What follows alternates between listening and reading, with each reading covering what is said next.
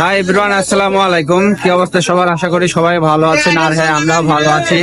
আজকে আমরা চলে এসেছি সেই রবীন্দ্রকুঠের বাড়িতে। রবীন্দ্রনাথ ঠাকুরের জন্মদিন উপলক্ষে 2 দিন ব্যাপী মেলা হচ্ছে। সেই মেলার দ্বিতীয় দিন মেলাতে চলে এসেছি। ভেতরে যাব, পুরো পরিবেশটা ভিডিও করে দেখাবো। তো পুরো ভিডিওটা দেখার জন্য আপনারা সাথেই থাকুন। ধন্যবাদ।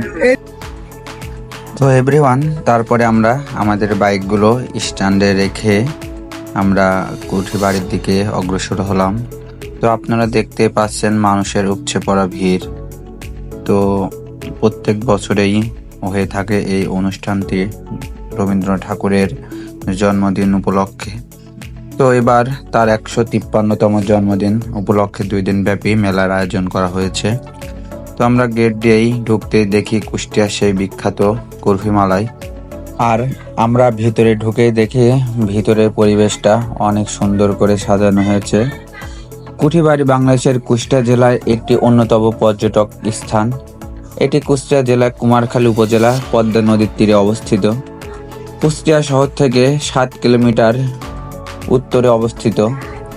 এটি বিভিন্ন বাগান ও পুকুর সহকারে প্রায় 11 একর জমি জুড়েও বিস্তারিত।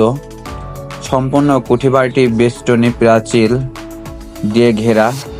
কুঠিবাড়িতে ছোট বড় মিলিয়ে প্রায় 15টি কক্ষ রয়েছে। বর্তমান শিলাদা কুঠিবাড়ি সংরক্ষিত একটি জাতীয় ইমারত।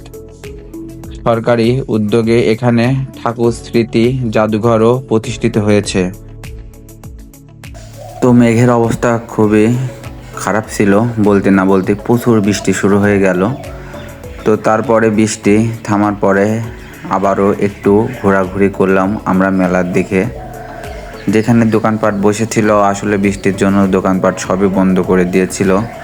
তো বৃষ্টি থামার পরে আবার কিছু দোকানপাট খুললো। তো সেখান থেকে আমরা একটু ঘোরাঘুরি করলাম, একটু কেনাকাটা করলাম, করে আমরা বাসার দিকে চলে আসলাম।